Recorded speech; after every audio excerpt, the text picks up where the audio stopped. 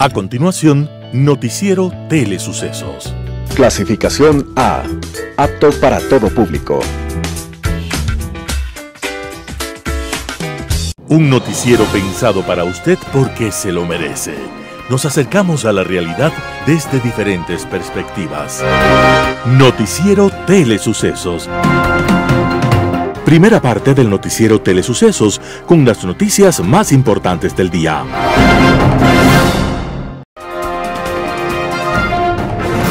Un día como hoy. La Europa de principios del siglo XIX era un territorio convulsionado. En Francia la absoluta autoridad era Napoleón Bonaparte, pero aquel territorio le quedaba pequeño a sus inmensos sueños de emperador. Entonces, para afianzar su poderío, las tropas napoleónicas invadieron España y sacaron a empellones al gobernante. Napoleón contaba, a través de su hermano, con el control del trono, pero no controlaba el alma del pueblo español dispuesto a luchar contra el invasor. Los españoles entonces organizaron pequeñas unidades guerrilleras que acosaban a los estafetas franceses en cada recodo del camino, en cada lugar en el cual esperaban tomar agua o descansar. La guerrilla de los patriotas españoles atacaba, hostigaba, amenazaba, retrocedía, se escondía, volvía a atacar, se hacía invisible y atacaba otra vez. La guerrilla española era una pesadilla imposible de controlar. Napoleón entonces solicitó al mejor hombre para que llevara los mensajes secretos entre París y Madrid, y le presentaron al que parecía perfecto para esa arriesgada tarea. Acá tiene, emperador, al mejor de todos.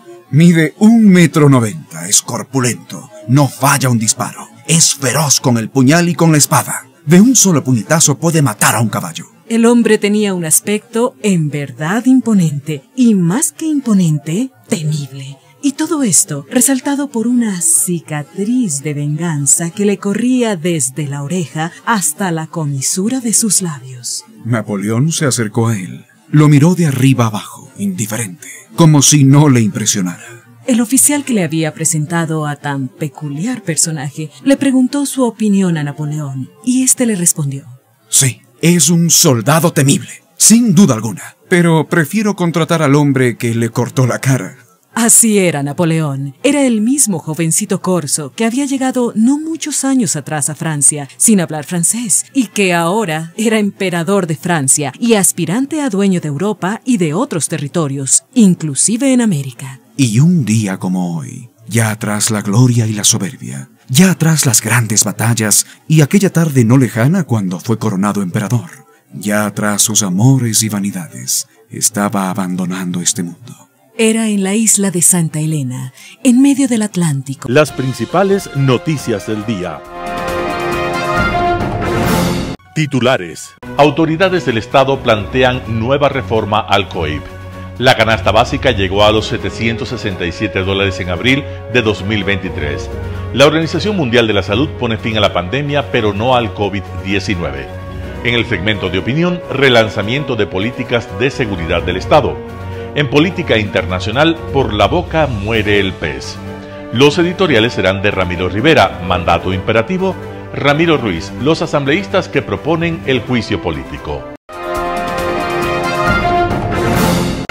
Noticias del día. Autoridades del Estado plantean nueva reforma al Código Orgánico Integral Penal. La mesa interinstitucional conformada por el Ejecutivo, el Legislativo y la Función Judicial presentó un proyecto para combatir la corrupción y el crimen organizado. Como resultado de las comisiones técnicas conformadas por las instituciones de esas tres funciones del Estado, la mesa interinstitucional presentó formalmente un proyecto de cambios al Código Orgánico Integral Penal, COIP. Las reformas están divididas en tres áreas de la materia penal: sustantiva, adjetiva, ejecución de la pena. En área sustantiva, la mesa interinstitucional plantea cambios en varios tipos penales, entre los que destacan el peculado y el lavado de activos. Sobre el peculado, por ejemplo, el proyecto plantea que se aplique el máximo de la pena, es decir, 13 años de cárcel, en 5 casos concretos. Uno de estos es cuando el peculado se cometa aprovechándose de una declaratoria de emergencia. Las otras reformas tienen que ver con la posibilidad de contar con reglas especiales, como la extensión del tiempo para la indagación previa en casos complejos, como corrupción, terrorismo y crimen organizado. Este es el segundo proyecto de reformas que plantea la mesa interinstitucional. Hace 2 semanas esta instancia presentó cambios a la Ley de Garantías Jurisdiccionales que apuntan a esclarecer el funcionamiento de recursos como el habeas corpus y las acciones de protección.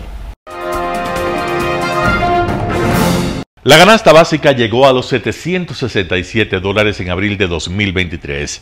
Según la última encuesta publicada por el Instituto Nacional de Estadística y Censos, INEC, una familia de 4 miembros en Ecuador necesitó al menos 767 dólares con 31 centavos mensuales para cubrir la canasta familiar básica durante abril de 2023. Eso corresponde a un gasto diario de alrededor de 25 dólares con 58 centavos. Las ciudades con las canastas básicas más caras son Cuenca, 800 dólares con 40 centavos, Quito, 790 dólares con 17 centavos y Manta, 787 dólares con 16 centavos. La inflación anual en Ecuador con corte a abril de 2023 fue del 2.4%, lo que representa casi 5 veces menos que el promedio del 11% que tiene América Latina. Según previsiones de organismos como el Banco Mundial y el Fondo Monetario Internacional, Ecuador será el país con la menor inflación de la región en este año. Casi el 50% del aumento de precios el último año está directamente relacionado con los alimentos y las bebidas no alcohólicas. El invierno y otros desastres naturales, como el terremoto, contribuyeron al encarecimiento que afecta sobre todo a los sectores pobres y de ingresos medios. La Organización Mundial de la Salud pone fin a la pandemia, pero no al COVID-19. La emergencia sanitaria causada por el virus del COVID-19, que dejó al menos 20 millones de muertos en todo el mundo, fue nombrada una pandemia en marzo del 2020 por la Organización Mundial de la Salud. Este viernes, 3 años después, el mismo director de la organización anunció finalmente el fin de la emergencia internacional. Con gran esperanza declaró que el COVID-19 ha terminado como una emergencia sanitaria mundial, dijo en una rueda de prensa Tedros Adhanom Ghebreyesus, el director de la OMS. Los funcionarios de la OMS dicen que el virus sigue siendo una amenaza y que la pandemia persiste. Si bien el virus representa una amenaza mínima para el mundo desarrollado, sigue siendo un peligro en otras áreas. Sin embargo, eso no significa que el COVID-19 haya terminado como una amenaza para la salud mundial, afirmó Tedros. Lo peor que cualquier país podría hacer ahora es usar esta noticia como una razón para bajar la guardia, desmantelar los sistemas que ha construido o enviar el mensaje a su gente de que el COVID-19 no es motivo de preocupación, explicó. Tedros advirtió de que el SARS-CoV-2 es un virus que podría cambiar y producir variantes más letales y contagiosas. Por ello, la Organización Mundial de la Salud seguirá en guardia y anunció que por primera vez en la historia de la organización, pese a no haber emergencia internacional, se formará un comité de revisión que seguirá analizando periódicamente la situación del virus. Entrevista del día. Este viernes en Radio Sucesos, el general Paco Moncayo, consejero de Gobierno para la Seguridad Nacional, habló acerca de las estrategias para enfrentar el terrorismo. Escuchemos lo que dijo. Se reunieron con el presidente de la Corte, Iván Saquicela, con jueces de anticorrupción y con algunos jueces nacionales para hablar del decreto 730 y coordinar un poco, más que coordinar, digamos, para que no suene a que se busque interferir en la justicia, para que la justicia colabore y se sintonice con la guerra que el Estado ha declarado al crimen organizado y al terrorismo. La verdad es que desde la reunión del CONCEPE, las cosas han cambiado radicalmente. Quizás no se percibe eso con claridad. Hay un antes y un después de esta reunión del CONCEPE y de la declaratoria del CONCEPE. Recuerden ustedes cómo estábamos los ecuatorianos, cómo nos sentíamos los ecuatorianos. Para que las Fuerzas Armadas puedan cumplir sus misiones, era necesario declarar un estado de emergencia. Pero si a la emergencia se ha vuelto la rutina, entonces la gente ya no cree en los estados de emergencia. Cada 15 días, estado de emergencia. ¿Cómo se evalúa el resultado del estado de emergencia? Pero se acabó tiempo, hay que volver a una normalidad que no ha vuelto, no ha retornado, y hay que de otro. Entonces, miren, este es un paso fundamental. El momento en que se declara que el crimen organizado y sus acciones terroristas afectan a la soberanía e integridad territorial del Estado y a sus elementos estructurales, entonces ya podemos irnos al artículo 158 de la Constitución, donde dice que es función fundamental, misión fundamental de las Fuerzas Armadas, la defensa de la soberanía y la integridad territorial. Entonces, hoy, desde este momento, las Fuerzas Armadas pueden operar en defensa de la soberanía e integridad territorial que están siendo atacadas por el crimen organizado. Esto es un parteaguas, evidentemente, y así hay que entenderlo. Ahora, con esta decisión viene el decreto del presidente. Y este decreto del presidente lo que hace es disparar un proceso con esta decisión tomada en el nivel político, ahora en el nivel estratégico.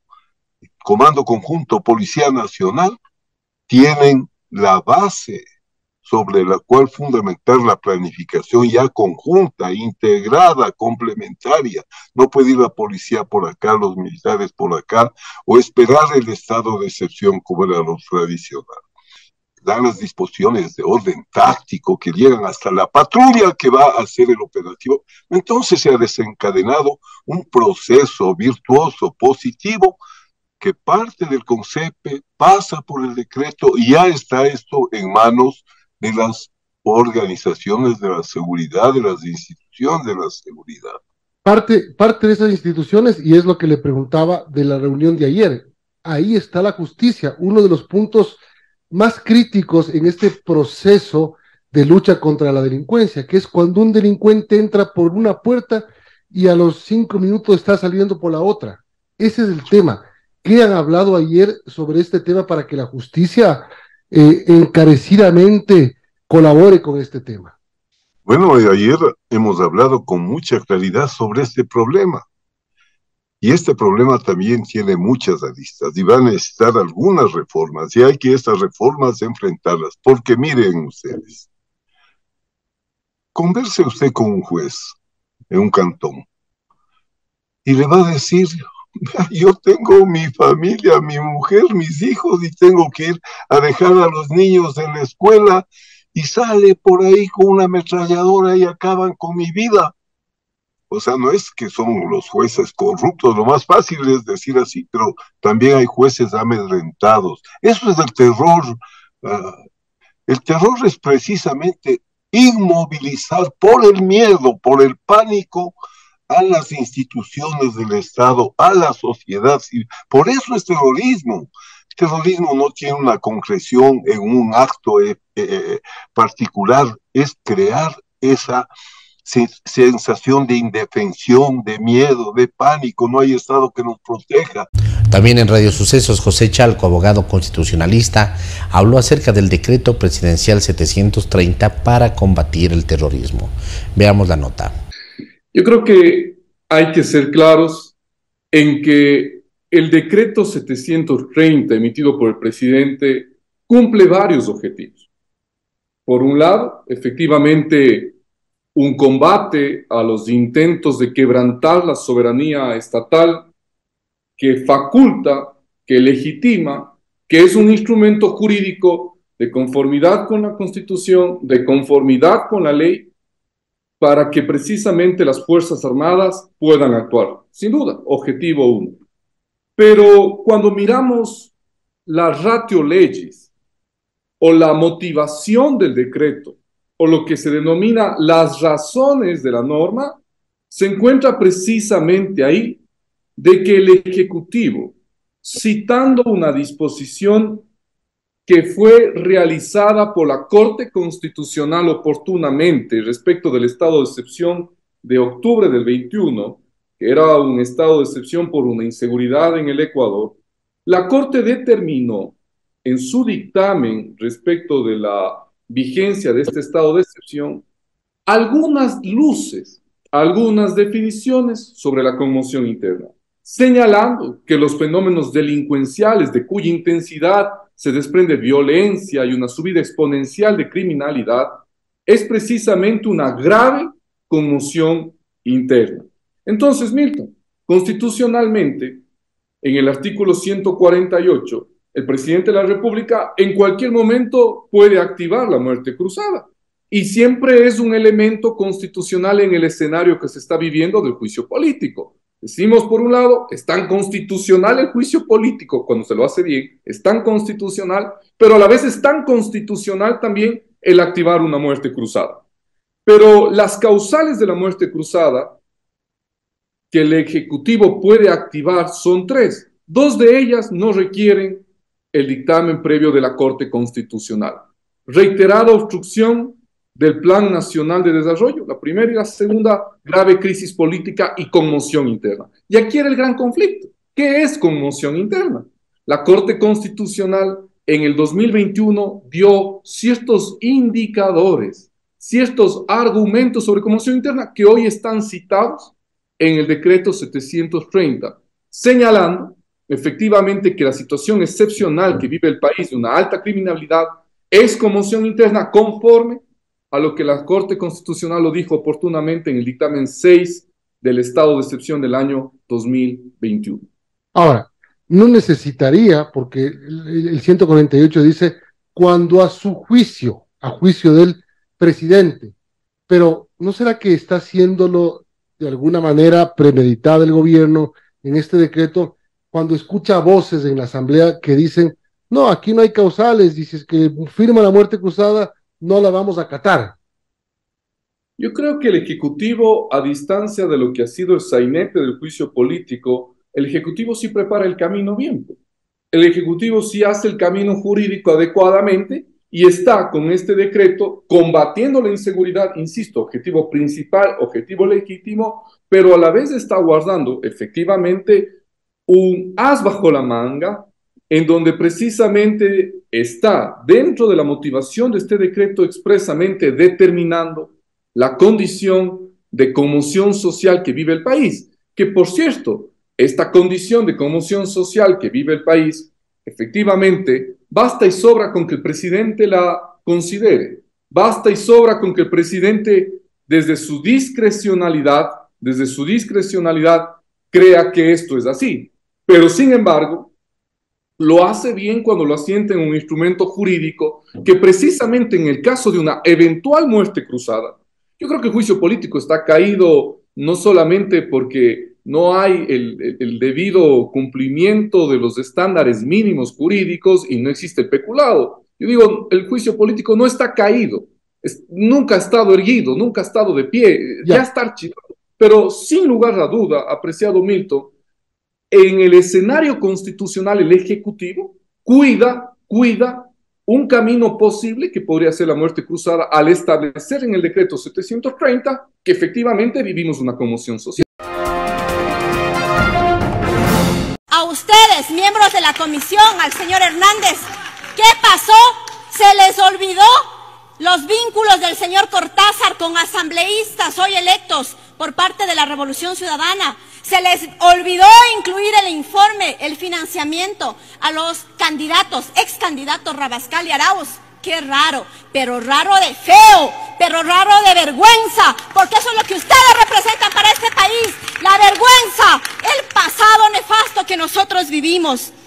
El día de hoy les quiero decir, aquellos que piensan en consignar su voto, no consagren con su voto el revanchismo, la ignorancia y la ambición de poder de aquel que huyó y no dio la cara, se atreve a través de sus lacayos a pedirnos y a decirnos lo que tiene que pasar en el Ecuador. Hoy nosotros honremos esa designación del pueblo ecuatoriano, que ese es nuestro deber, no al golpismo, sí a la fiscalización, sí a la sanción de la corrupción, pero no a meternos gato por liebre. Un panorama de noticias para su estatura intelectual.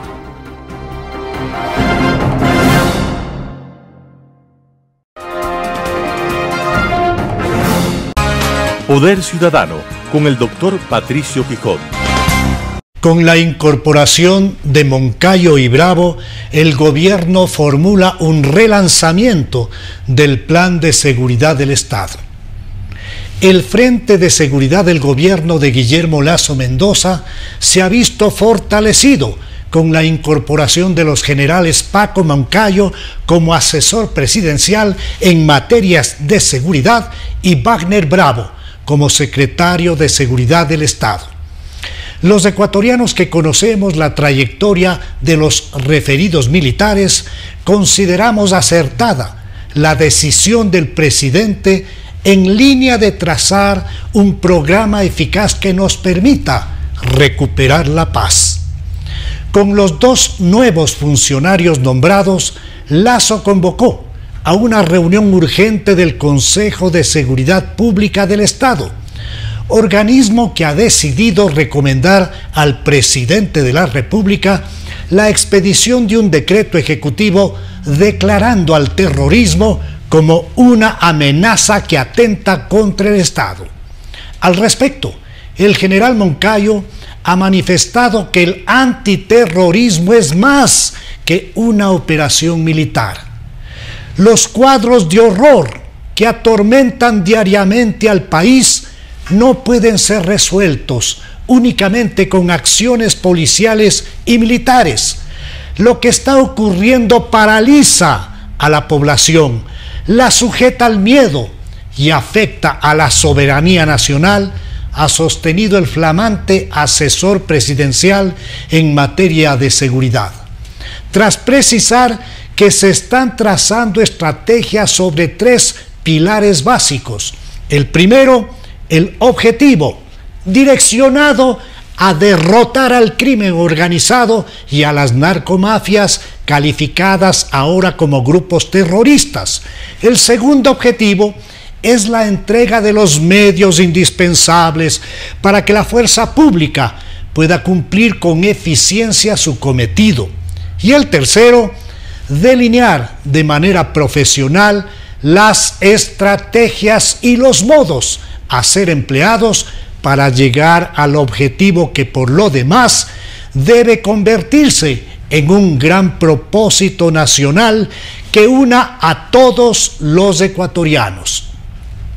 Tras la reunión del Consejo de Seguridad, el ministro de Defensa Nacional general Luis Lara, en una intervención preparada, le dijo al país que ha llegado la hora de decir basta a estos criminales y sus aliados.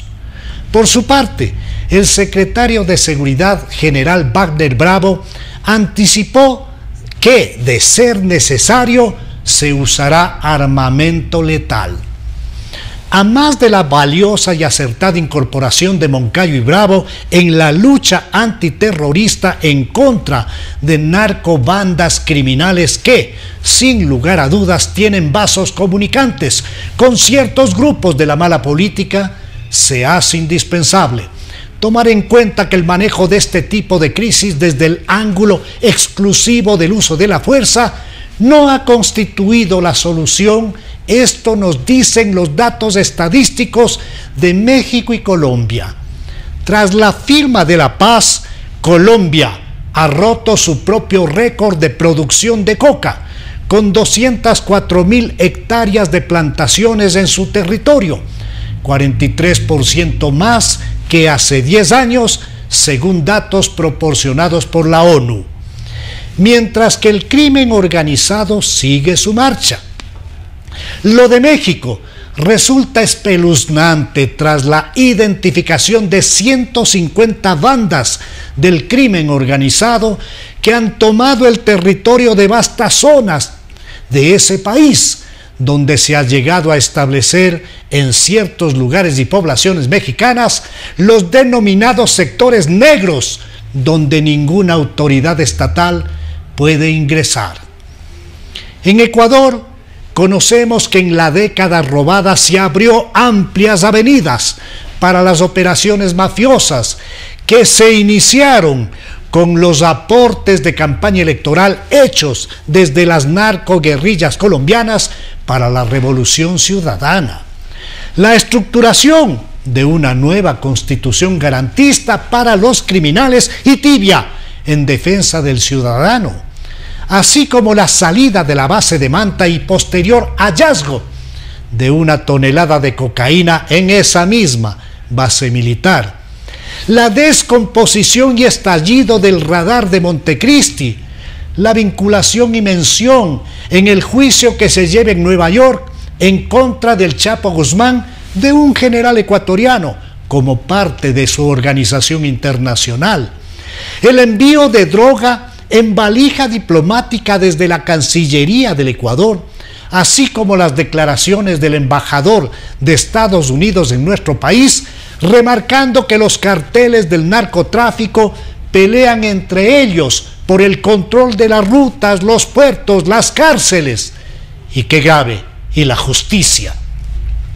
Lo expresado nos conduce a insistir en la necesidad de que se establezca y ejecute un plan de seguridad integral, paz y desarrollo, que nos convoque a todos los ecuatorianos y que sea un sólido cimiento de unidad nacional.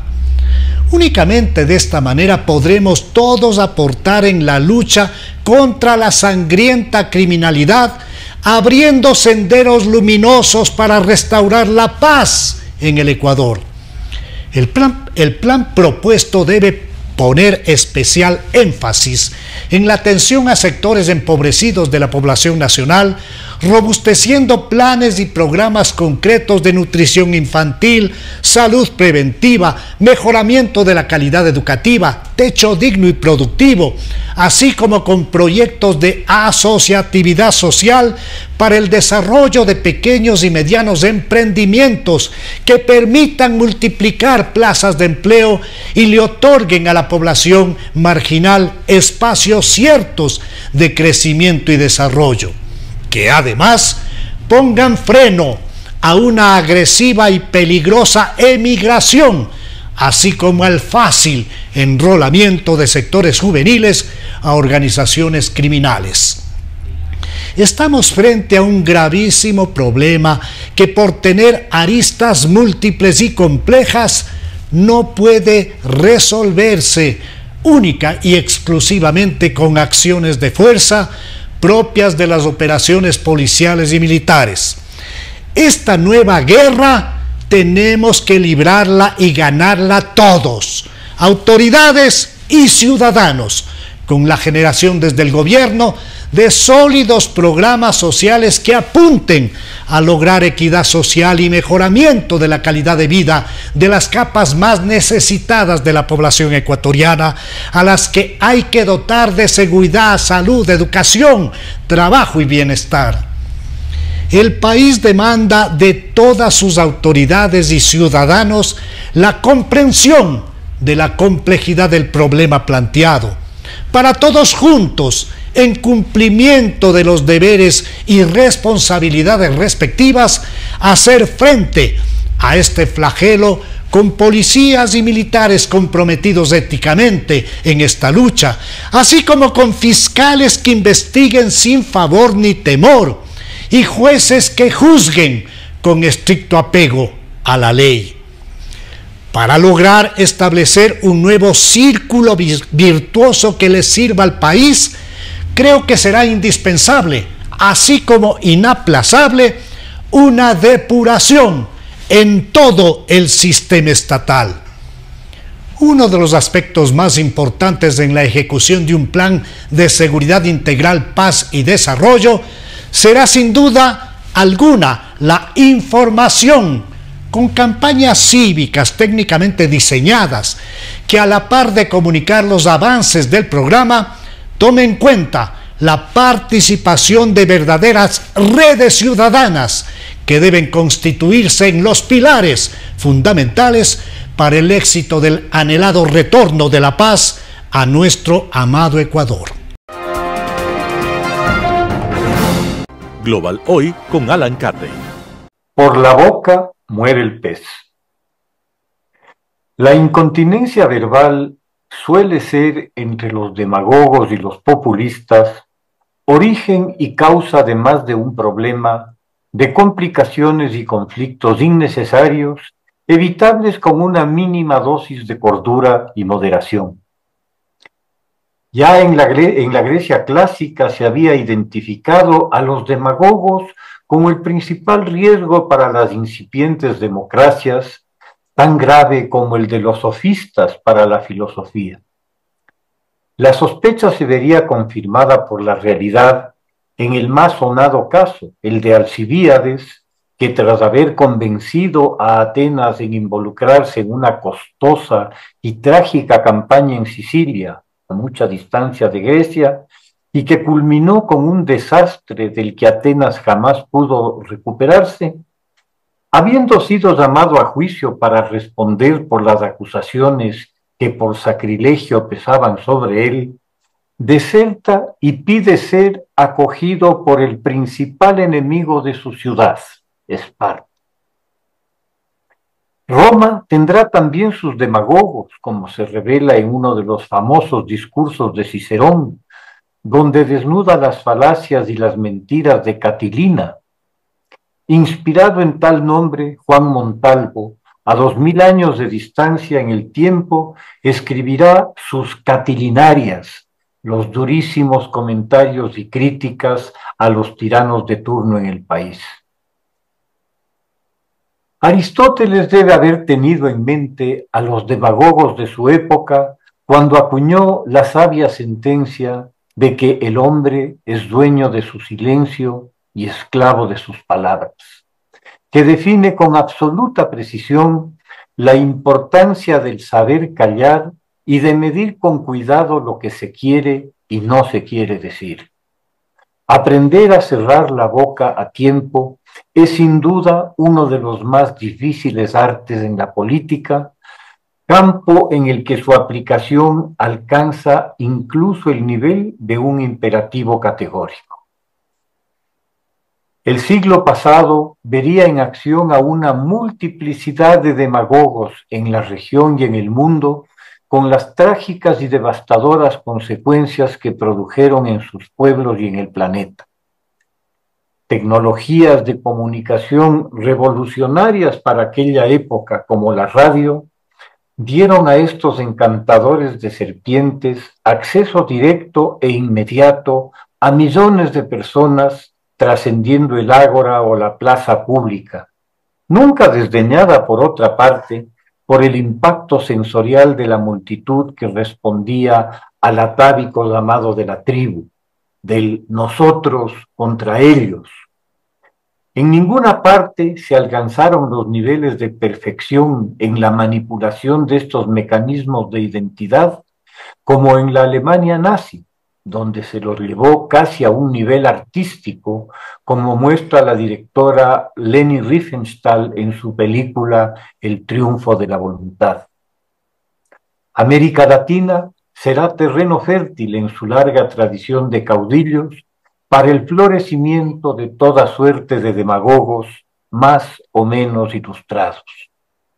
Entre los primeros destaca sin duda el doctor José María Velasco Ibarra, dueño de un verbo extraordinario y de una milagrosa capacidad de conectar con su público.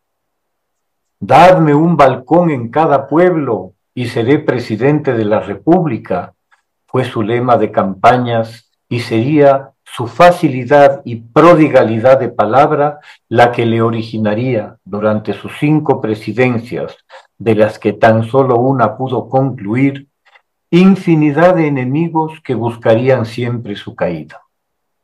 En Argentina, el general Perón, admirador del duce Benito Mussolini, es también un orador destacado, pero que palidece ante su esposa Eva Duarte, cuyo histrionismo, que de poco le había servido en su juventud como actriz, se puso de manifiesto delante del micrófono en sus encendidas arengas políticas. Resulta sorprendente la persistencia del recuerdo de Evita en un imaginario popular tan lejano, aún constatando el desastre que estas políticas le han traído al país.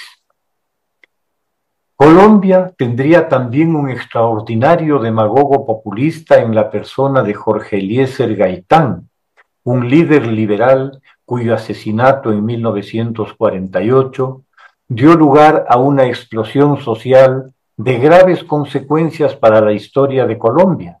La inmediata, pues dio lugar en ese momento al llamado Bogotazo, del que hace poco menos de un mes se cumplieron 75 años. Una violenta revuelta que se saldó con cerca de 3.000 muertos y destrucción de edificios públicos. Y de la posterior historia del país, que persistirá en violencia e insurgencia armada por muchos años hasta el presente. En Venezuela, no hace mucho surgirá otro líder populista y demagogo, Hugo Chávez, sin la formación académica de los anteriores, pero con facilidad para conectar con la gente más necesitada, con los cantos de sirena del populismo, las del paraíso aquí y ahora. Las consecuencias de la credulidad popular están a la vista, con un país postrado y capturado por el crimen nacional e internacional, del que 6 millones de personas han debido huir para sobrevivir. En las últimas 2 semanas hemos debido presenciar la reedición de este desgastado y vacío libreto en nuestra vecina Colombia, al haber decidido el presidente Petro quemar los puentes que había logrado, contra todo pronóstico previo, establecer con las varias fuerzas políticas representadas en el Congreso de la República, marcando con ello una actitud de apertura y racionalidad política que trajo a la sociedad colombiana grandes esperanzas de estabilidad dentro de unas expectativas de algunos cambios sociales y económicos absolutamente necesarios. Esa actitud inicial, que abrió espacios en el gobierno a figuras alejadas de las posturas radicales del entorno presidencial íntimo y que fueron esenciales al inicio para serenar la economía sobre todo, sufrió un profundo cambio por parte de Petro cuando el Congreso se negó a allanarse a los deseos presidenciales de manera absoluta y puso objeciones a algunos proyectos de reformas radicales propuestos por el Ejecutivo. Al parecer, al presidente se le escapa el concepto parlamentario de la discusión, la negociación y los acuerdos que implican, como es obvio, sesiones de parte y parte y no la imposición de una y la sumisión abyecta de la otra. Como cualquier muchacho malcriado al que no se le da lo que exige, se trepó al balcón de la casa de Nariño para hacer un berrinche público ante sus seguidores, dando por terminados los acuerdos establecidos en el Congreso con la separación de su gabinete de quienes venían de vertientes distintas a la suya, nombrando en su lugar a incondicionales de línea radical y convocando a sus partidarios a la calle y a la revolución para presionar violentamente al Congreso para que apruebe sus reformas. Es evidente que un llamado a la revuelta desde la presidencia, nada menos, es sumamente grave y evidentemente peligroso para el país y su sistema democrático. Las peores previsiones sobre las intenciones de Petro en el poder se estarían cumpliendo y serían una repetición de sus conductas cuando fue electo alcalde de Bogotá. Ojalá las medallas y condecoraciones que recibió en su reciente viaje de la España esclavista y colonialista, como la denominó, lo tranquilicen y lo lleven a aterrizar en la realidad de un país que está profundamente dividido y teme por su futuro. Ayuda mucho el cerrar la boca y apagar el Twitter. Eso contribuye a dejar de oír pajaritos como otros populistas y tiranos cercanos. Muchas gracias. Editorial. Mandato imperativo, artículo de Ramiro Rivera publicado en Diario El Comercio. El presidente de la CONAIE, Leonidas Issa, otra vez amenaza a los asambleístas de Pachacutic por si acaso no acatan sus instrucciones. Este hecho nos traslada a la arcaica figura del mandato imperativo de la época medieval y las asambleas estamentales del antiguo régimen. Las cámaras estaban compuestas por delegados del clero, la aristocracia o los señores feudales. Eran solo comisionados que debían observar el cuaderno de instrucciones y obedecer a un mandante, algo parecido a la figura del mandato ius privatista. Con las furias del señor Issa no interesan los principios del constitucionalismo democrático que a partir de la Revolución Francesa prohibió el mandato imperativo. A la basura el principio de la representación de la nación. A un diablo la teoría de la soberanía popular y la de la representación, la libre expresión y las garantías que protegen el voto de los asambleístas. Con la desmesura del señor Issa se vienen las viejas ideas de las monarquías absolutas medievales, donde los miembros de las asambleas eran simples embajadores, delegados o máquinas de eco que cumplen con el cuaderno de instrucciones y las órdenes del mandante, que sabemos no es la nación ni la soberanía popular. Quien emite las órdenes y se erige en el único mandante es el señor Issa, con látigo y ortiga, y punto. Los pensadores y filósofos que construyeron la doctrina democrática de la representación y de la soberanía popular importan 3 atados para el señor Issa. Pobre Franklin, Adams, Hamilton, Madison, Paine, Rousseau, Kane, Montesquieu, Voltaire, Bentham, Constant, Condorcet, Tocqueville, Mill, Sieyès, Kelsen, Sartori, Bobbio, Matteucci, Pasquino, etc. En vano Edmund Burke habló a los electores de Bristol en 1774 reivindicando el mandato libre y la representación de la nación. Todos son unos pobres diablos ante la clarividencia del señor Issa, que ha hojeado y se ha instalado en el manifiesto comunista de Marx y en algún texto de Mariátegui. Artículo de Ramiro Rivera publicado en Diario El Comercio. Los asambleístas que proponen el juicio político. Ramiro Ruiz. La empresa privada de producción y servicios contrata a los mejores técnicos y trabajadores para alcanzar aceptación, confianza, altas metas y objetivos. Los equipos de fútbol invierten grandes cantidades de dinero. Según un plan previsto, contratan técnicos y jugadores que son excelentes. Las clínicas y los hospitales particulares lo hacen con los mejores médicos y las especialidades que demanden los pacientes. Apenas son contados ejemplos que enfocan rasgos técnicos, humanos, éticos, de responsabilidad y financiamiento. No sucede igual en las empresas públicas como municipios, gobiernos provinciales y el gobierno central. A nadie le importa resolver los problemas básicos y esenciales de una población. La empresa pública se ha degenerado convirtiéndose en agencia de empleos. No ocupan los mejores empleados, sino quienes ayudaron en las campañas electorales o los amigos de los futuros alcaldes y prefectos. Los funcionarios mediocres, con conocimientos escasos, insensibles a la realidad y a las necesidades de la población, no les afecta en absoluto dejar a un lado el servicio a la sociedad. Como son de corto pensamiento, solo serán felices y estarán satisfechos con los sueldos y con las coimas, los sobreprecios, las invitaciones a las cenas y a las farras. Estos son los elegidos que tienen el poder de decisión. Para angustia de todos, el destino individual y colectivo lo entregamos en sus manos mediante el voto. Sigue el capítulo de la asamblea y asambleístas que proclaman en público: compañeros, hay que robar con buenos justificativos. O algunos que se presentan en entrevistas en televisión con la Constitución en la mano y jamás se dieron el trabajo de abrir el libro y peor, de leerlo. Los pocos asambleístas lectores de la Constitución tienen dificultades de entender y peor todavía, interpretar correctamente los artículos. Los pocos asambleístas que han estudiado la Carta Magna y las leyes son tildados de traidores o vendidos al gobierno de turno. Ellos defienden la democracia, la justicia, la ética y la moral. Con el arma de la honestidad han investigado las múltiples formas de corrupción y la han denunciado con documentos, nombres y apellidos de autores y cómplices.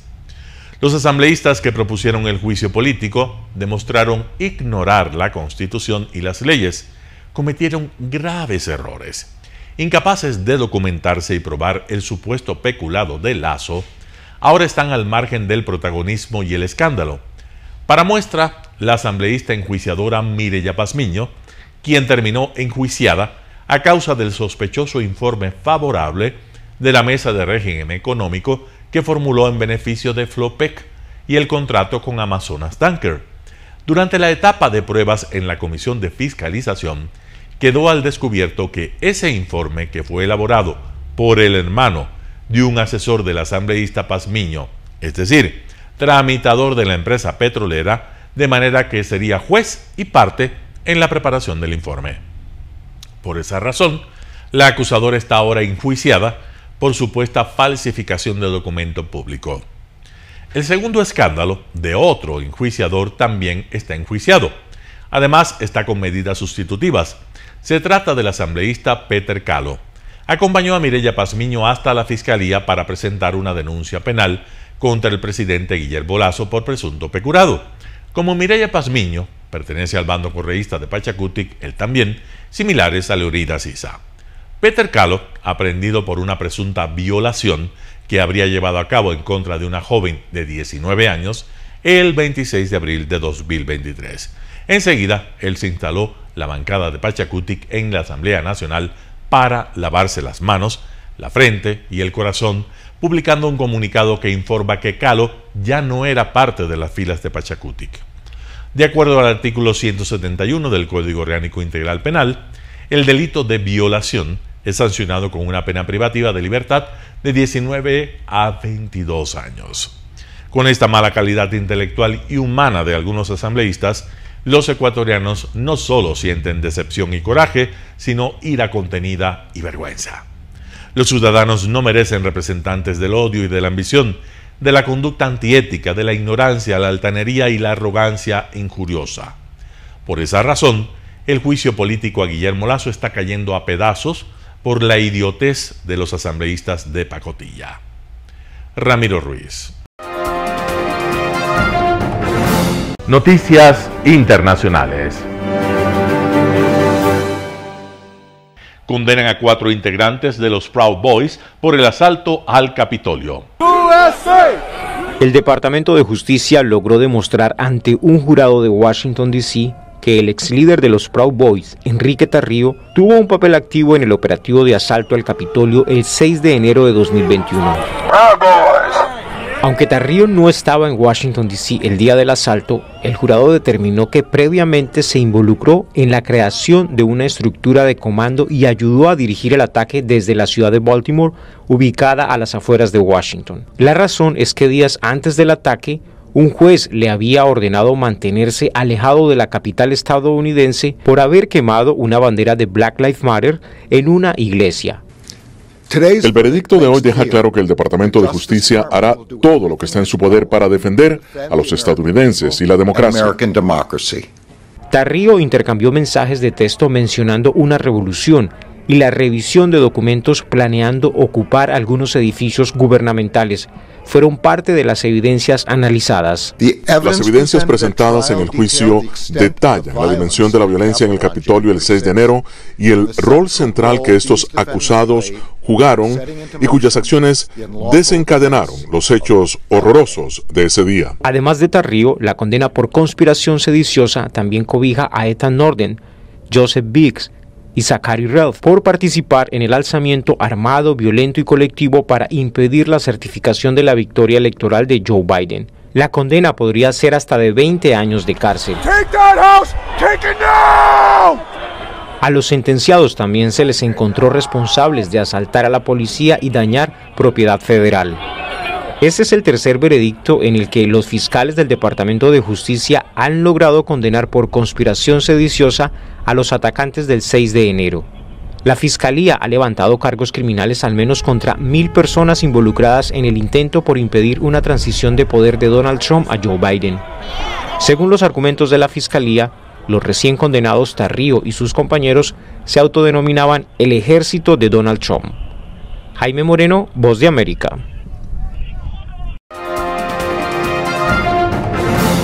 En Ucrania, el grupo Wagner amenaza con dejar Bakhmut el 10 de mayo por falta de munición y enormes bajas. El grupo de mercenarios Wagner amenaza a Rusia con su retirada el próximo miércoles de la ciudad ucraniana de Bakhmut, en la región oriental de Donetsk. Todo según el jefe de los mercenarios por la falta de munición y el gran número de bajas en sus filas.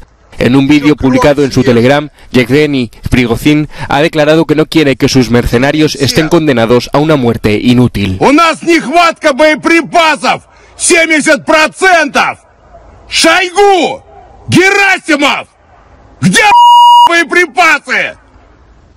Посмотрите на них, Prigozhin ha asegurado que está preparado para recibir críticas por su decisión y ha animado a los que lo hagan a que vayan a la zona. Serán bienvenidos, dice. El jefe de los mercenarios Wagner también ha recordado que sus combatientes llevan ya 9 meses en este frente y ha subrayado que de los 45 kilómetros cuadrados que ocupa la urbe quedan por conquistar 2,5 kilómetros cuadrados. Wagner pretende reubicar a sus combatientes en la retaguardia, dice, para lamerse las heridas.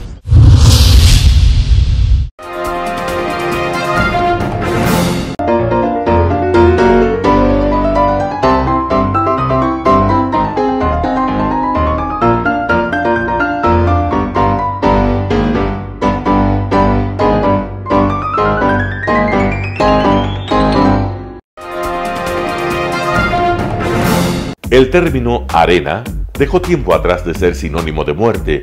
Hoy es un espacio de vida, de desarrollo de una de las actividades básicas del comportamiento humano, el deporte, que quizá, como ninguna, moviliza sentimientos y emociones, elimina como principio la violencia, intereses personales, trampas, desunión e intrigas. El deporte, con sus valores, solo deberá entregar mensajes de bien para mejorar las actuales estructuras sociales y políticas en deterioro en las que vive nuestro país. Hoy entregamos a nuestra audiencia de la ciudad de Quito deportes y en especial a la parroquia de Calderón, uno de los sectores populares de mayor desarrollo de la ciudad, con una población estimada en 1 millón de habitantes que están en contacto diario con el canal 29 UHF, presente con sus instalaciones deportivas en Llano Grande, su centro de gravedad. Telesucesos, desde nuestro estudio principal y en el de Arena Telesucesos, es el único medio de televisión que transmite de lunes a viernes 4 horas diarias de diversos eventos y novedades deportivas: el ecuavóley, básquet, tenis de mesa, halterofilia, taekwondo, esgrima, box, cachascán, gimnasia olímpica. Pueden ser observados en Canal 29 UHF y en todas las redes sociales en su televisión, sin ningún costo, desde la comodidad de su hogar, en nuestro canal y en las redes sociales. Arena Telesucesos es el escenario en donde el deporte tiene vida. Nuestros invitados y jugadores están en la cancha junto a usted y como nunca antes en la pantalla de su televisor, acercándole a un espectáculo inolvidable de luz, color y fiesta. Por fin usted encuentra el deporte que practica y que nunca es transmitido ni considerado por otros medios de comunicación con la importancia que nosotros le damos. El ecuavóley es el gran protagonista en una cancha con todos los estándares y comodidad para su práctica. Es el único deporte ecuatoriano con partida de nacimiento ecuatoriana. Somos inéditos, nos acercamos al deporte popular de nuestra gente que comparte nuestros esfuerzos. En Arena Telesucesos, aparte del atractivo de los eventos deportivos que transmitimos con nuestra señal a los televisores de su hogar, también entregamos muchos de los valores que encierra el deporte y en especial privilegiamos nuestra identidad nacional en el ecuavóley, jerarquizando su presencia como el deporte con partida de nacimiento en nuestro país. Telesucesos, el canal de televisión siempre inédito. El noticiero Telesucesos es retransmitido de lunes a viernes a las 7 horas por Radio Planeta Sur 106.1 FM de la ciudad de Loja. Noticiero Telesucesos.